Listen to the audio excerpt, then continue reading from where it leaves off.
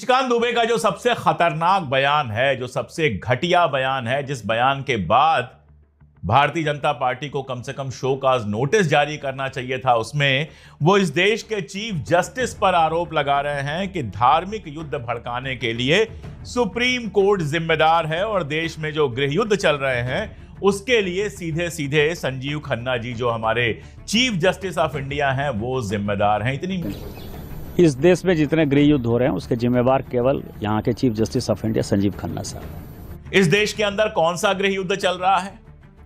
मणिपुर को छोड़ दें तो इस देश के अंदर कौन सा गृह युद्ध चल रहा है? और मणिपुर में जो कुछ हो रहा है वो तो पिछले 2 साल से हो रहा है।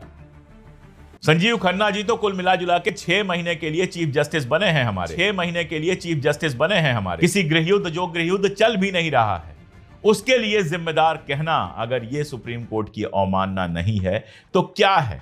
अरे अभी अभी आए हैं और मई में रिटायर हो जाएंगे। मणिपुर में गृह युद्ध तो पिछले 2 साल से चल रहा है, कौन चला रहा है? इतनी मिर्ची क्यों लगी है निशिकांत को? इतना दर्द क्यों हो रहा है निशिकांत को? इतनी परेशानी क्यों है निशिकांत को? और क्या निशिकांत जो बोल रहा है वो खुद बोल रहा है या जबान उसकी है, बात किसी और ने कही है? सारा मामला उसी वक्फ कानून के ऊपर जो सुप्रीम कोर्ट ने 3 पॉइंटर्स पे रोक लगाई है उस मामले को लेकर है। इन सब लोगों की प्लानिंग थी और जमीन लूटने, बाकी सबके आरोप तो पहले भी निशिकांत दुबे के ऊपर लगे हैं, ज्यादा पुरानी बात नहीं है। शिवदत्त शर्मा का कहना है कि ये ट्रस्ट जो है ये निशिकांत दुबे और उनकी पत्नी से जुड़ा हुआ है, उन्होंने आरोप लगाया था। लेकिन सीधी सी बात है कि सत्ता इन्हीं की है तो आगे जांच क्या होती? आरोप तो इनके ऊपर पहले भी बहुत से लगे हुए हैं। ये गोड्डा से बीजेपी के सांसद हैं, वहां पर एक साहब है शिवदत्त शर्मा जिन्होंने आरोप लगाया था कि इन्होंने उनका मेडिकल कॉलेज हड़प लिया।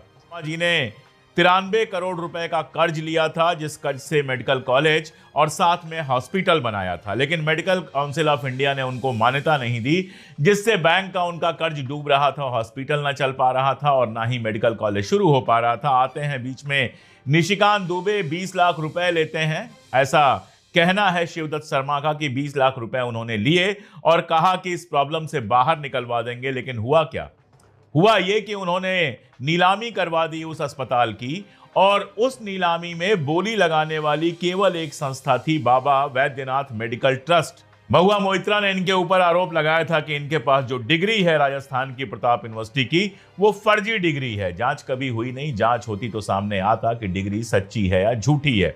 वैसे भी निशिकांत दुबे जो है उल जलूल बयान देने के लिए संसद के अंदर और बाहर जाने जाते हैं, लेकिन जब वक्त की जमीनों की लूट का चांस मिलने वाला था इन सारे लोगों को, ये सारे लोग अलग अलग जगह जमीनों पर एकदम आग गड़ाए बैठे हुए थे, तब सुप्रीम कोर्ट ने जो व्यवस्था दी कि जब तक मामला चल रहा है तब तक वक्फ बाय यूजर चलता रहेगा और जिलाधिकारी के पास इतना अधिकार नहीं होगा कि वक्फ की जमीन को सरकारी जमीन घोषित कर सकें।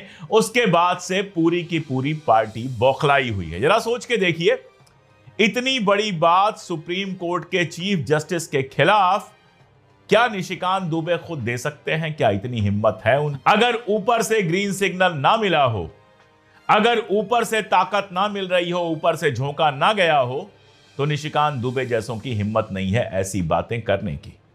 नड्डा साहब का बयान आ गया, चूंकि पार्टी के अध्यक्ष हैं, उनका बयान आ गया कि यह उनका निजी बयान है, इससे हम खुद को अलग करते हैं। अलग करने का क्या मतलब होता है? क्या वो कोई फ्रिंज एलिमेंट है?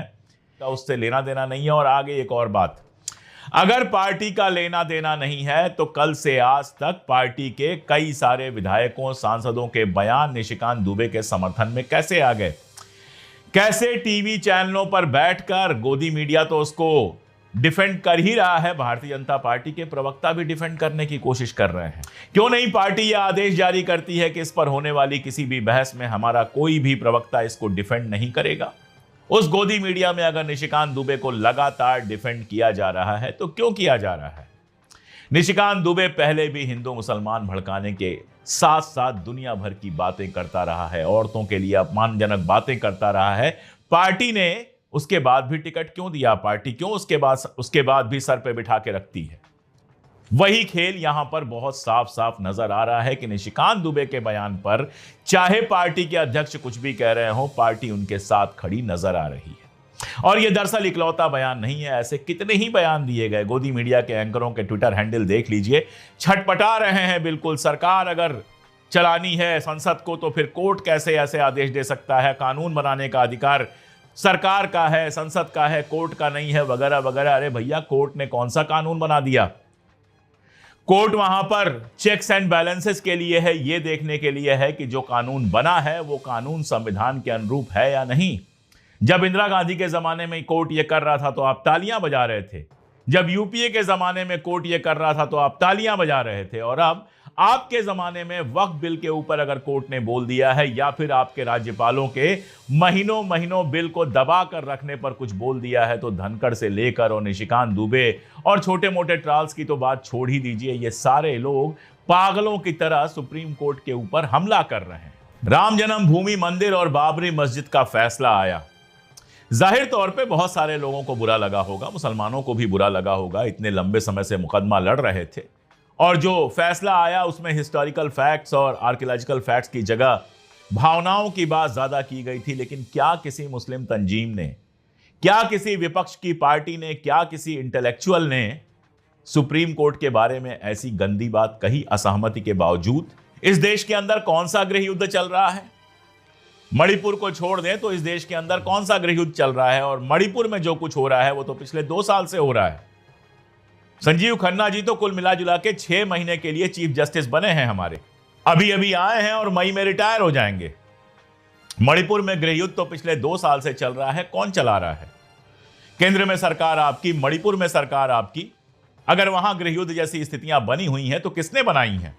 और कहां गृह युद्ध चल रहा है भाई? इन्हें जवाब दिया कि पहले ही हमारे ऊपर इतने सारे आरोप लग रहे हैं, हम इस मामले में क्या कह सकते हैं। अटॉर्नी जनरल के हाथ में सब कुछ है, अगर वो इजाजत देते हैं तो कोर्ट की अवमानना का केस चलेगा।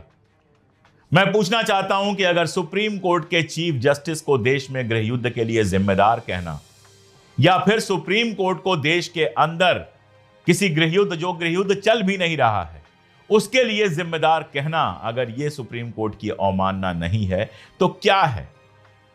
छोटे मोटे लोगों ने, ट्रायल्स ने तो जाने क्या क्या किया। सुप्रीम कोर्ट की गुंबद को मस्जिद की गुंबद बना दी, किसी ने शरिया कोर्ट कह दिया, किसी ने कुछ कह दिया, किसी ने कुछ कह दिया। चलिए उनको तो अवॉइड कर लीजिए, लेकिन अटॉर्नी जनरल साहब, अगर सुप्रीम कोर्ट की इज्जत बचाए रखना है, अगर सुप्रीम कोर्ट का इकबाल बचा के रखना है, अगर इस देश के नागरिकों के अंदर कानून का सम्मान बचा के रखना है, तो यह आपकी जिम्मेदारी बन जाती है कि अवमानना का मुकदमा निशिकांत दुबे के खिलाफ चलाया जाए, और अगर उसे दोषी पाया जाए तो जो सजा कानून दे सकता है वो सजा उसको दी जाए। अगर ऐसा नहीं होता है, अगर किसी दबाव में आकर या किसी और वजह से आप मुकदमा ही नहीं चलाने देते हैं, तो जिस दिन ये लिखा जाएगा कि सुप्रीम कोर्ट का अखलाक, सुप्रीम कोर्ट का इकबाल, सुप्रीम कोर्ट की इज्जत मिट्टी में मिलाने का काम हुआ, उस दिन ये भी लिखा जाएगा कि आप भी कहीं ना कहीं उसके लिए जिम्मेदार थे।